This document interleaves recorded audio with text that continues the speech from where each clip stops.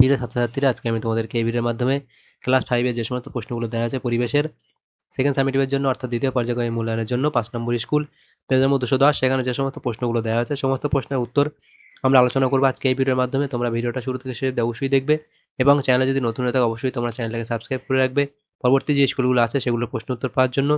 এবং এর আগে যে স্কুলগুলো ছিল সেগুলোর প্রশ্ন উত্তর আমরা আলোচনা করে দিয়েছি। তোমরা প্লেলিস্ট থেকে সেই প্রশ্ন উত্তরগুলো পেয়ে যাবে, সেখান থেকে দেখে নিও।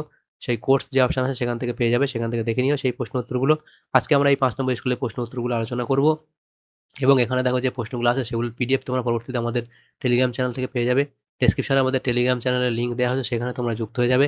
তাহলে তোমরা পিডিএফগুলো সেখান থেকে পরবর্তীতে তোমরা সেখান থেকে সেই পিডিএফগুলো পেয়ে যাবে। তো 5 নম্বর স্কুলে দেখো যে প্রশ্নগুলো এখানে দেওয়া হয়েছে, 5 নম্বর স্কুলে সেই প্রশ্নগুলো দেওয়া হয়েছে। এখানে কি বলা আছে দেখো, যে একের দাগে বলা আছে কি শূন্যস্থান পূরণ করা। একের দাগের একের প্রশ্ন, একের দাগের একের প্রশ্ন বলা আছে দেখো, পশ্চিমবঙ্গের সবচেয়ে উঁচু পর্বতশৃঙ্গ ড্যাশ। পশ্চিমবঙ্গের সবচেয়ে উঁচু পর্বতশৃঙ্গ ড্যাশ, সেটা হবে কি সান্দাকফু। তাহলে এর পরবর্তী যে প্রশ্ন আছে কি দেখো, পরবর্তী প্রশ্ন হচ্ছে দেখো, ড্যাশ হিমবাহের গোমুখ গুহা থেকে গঙ্গার উৎপত্তি। তাহলে কি হবে, গঙ্গোত্রী হিমবাহ। গঙ্গোত্রী গঙ্গোত্রী হিমবাহের গোমুখ গুহা থেকে গঙ্গার উৎপত্তি। এর পরবর্তী প্রশ্ন 1.3, শান্তিনিকেতনে ড্যাশ বিশ্ববিদ্যালয় আছে। শান্তিনিকেতনে বিশ্বভারতী বিশ্ববিদ্যালয় আছে। শান্তিনিকেতনে বিশ্বভারতী বিশ্ববিদ্যালয় আছে। এর পরবর্তী প্রশ্ন 1.4 বলা আছে দেখো, 1950 সালের 26 জানুয়ারি ভারতের ড্যাশ দিবস।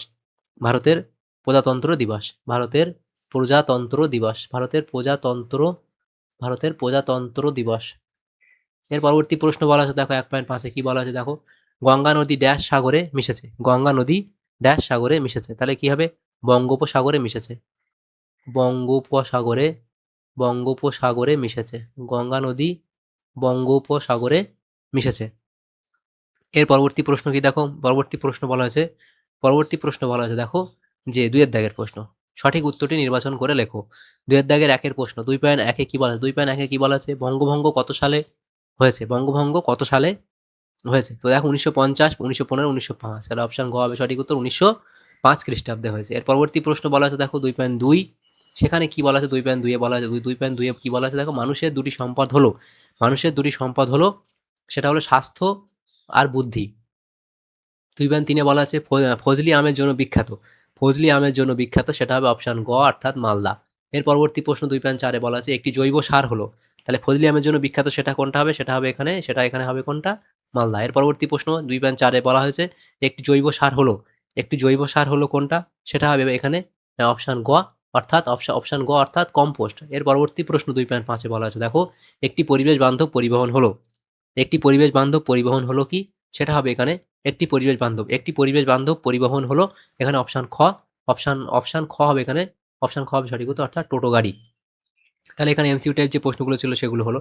এর পরবর্তী যে প্রশ্নগুলো আছে দেখো, সেখানে কি বলা হয়েছে, পরবর্তী প্রশ্নগুলো দেওয়া আছে দেখো, সেখানে আমাদের যে প্রশ্নগুলো এখানে দেওয়া হয়েছে সেটা হচ্ছে দেখো 3 এর দাগের ছক পূরণ করো।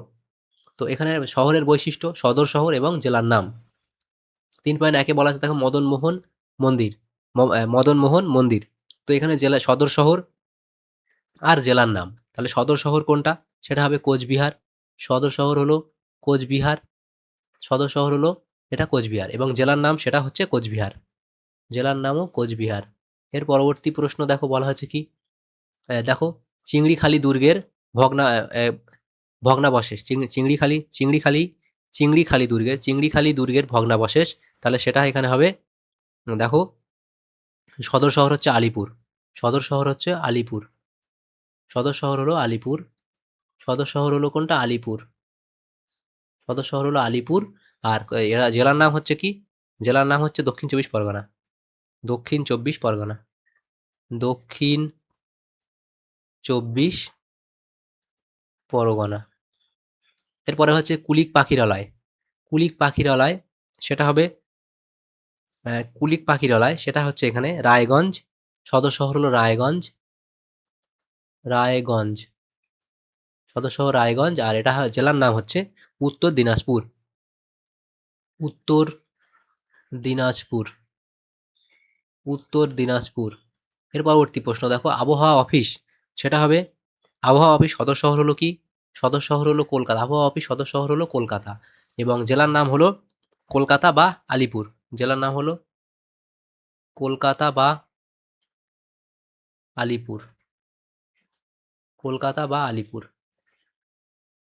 কলকাতা বা আলিপুর। এর পরবর্তী প্রশ্ন দেখো বলা হয়েছে, দেখো 3.5, সেখানে বলা হয়েছে দেখো শান্তিনিকেতন সদর শহর হলো কি? সিউড়ি। আর এই জেলার নাম এটা হবে সিউড়ি, এবং জেলার নাম কি? সেটা এখানে হবে বীরভূম। জেলার নাম হলো বীরভূম। এর পরবর্তী যে প্রশ্নগুলো এখানে আছে দেখো, পরবর্তী প্রশ্নগুলো বলা আছে দেখো, পরবর্তী প্রশ্নগুলো হচ্ছে চারের দাগের প্রশ্ন নিয়ে বাম দিকের সঙ্গে পরবর্তী প্রশ্ন দেখো, চারের দাগের প্রশ্ন। চারের দাগের প্রশ্ন হচ্ছে পরবর্তী প্রশ্ন, বাম দিকের সঙ্গে ডান দিক মেলাও। পরবর্তী প্রশ্নগুলো হলো বাম দিকের সঙ্গে ডান দিক মেলাও। তো এখানে দেখো যে প্রশ্নগুলো আছে, চারের দাগের প্রশ্ন, বাম দিক এবং এদিকে ডান দিক। প্রথম প্রশ্ন দেখো দেওয়া আছে কি, সেটা হচ্ছে যে বিদ্যাধরী নদীর তীরে, সেটা এখানে হবে চন্দ্রকেতু চন্দ্রকেতু রাজার দুর্গ। এর পরবর্তী প্রশ্ন দেখো বলা আছে আত্রেয়ী নদীর তীরে, সেটা হবে বালুরঘাট। ঘয়ের সাথে মিলবে। এর পরবর্তী প্রশ্ন দেখো দ্বারকেশ্বর নদীর তীরে, সেটা এখানে হবে খ আরামবাগ। এর পরবর্তী প্রশ্ন দেখো তোরসা নদীর তীরে, সেটা হবে কোচবিহার। আর মহানন্দা নদীর তীরে, সেটা হবে ইংলিশ বাজার। অপশান ক। এভাবে মিলিয়ে নেবে। এরপরে পাঁচের দাগের প্রশ্ন দেখো, নিচের প্রশ্নগুলি উত্তর দাও। পাঁচের দাগের একে কি বলা আছে? বাঁশের কেল্লা কে বানিয়েছিলেন? তাহলে বাঁশের কেল্লা কে বানিয়েছিল? তিনি সেটা হলেন তিতুমির। তিতুমির। তিতুমির। এর পরবর্তী প্রশ্ন দেখো চাষের কাজ কাদের বুদ্ধিতে শুরু হয়েছিল? লিখবে আদিমকালে নারীদের বুদ্ধিতে প্রথম চাষের কাজ শুরু হয়েছিল। আদিমকালে আদিমকালে নারীদের বুদ্ধিতে নারীদের বুদ্ধিতে চাষের কাজ শুরু হয়েছিল। পরবর্তী প্রশ্ন পরবর্তী যে প্রশ্ন দেখো 5.3, স্বাধীন ভারতের প্রথম প্রধানমন্ত্রীর নাম কি? লিখবে এর হবে পণ্ডিত জওহরলাল নেহেরু। পণ্ডিত পণ্ডিত জওহরলাল নেহেরু। এর পরবর্তী প্রশ্ন দেখো বলা আছে 5.4, গান্ধী বুড়ি কার নাম? গান্ধী বুড়ি কার নাম? তাহলে এটা হবে মাতঙ্গিনী হাজরা। মাতঙ্গিনী মাতঙ্গিনী হাজরা। 5.5-এর দাগে যে প্রশ্ন বলা আছে দেখো পোলো দিয়ে কিভাবে মাছ ধরা হয়, সেটা লিখবে। পোলো দিয়ে কিভাবে মাছ ধরা হয় সেটা লিখবে।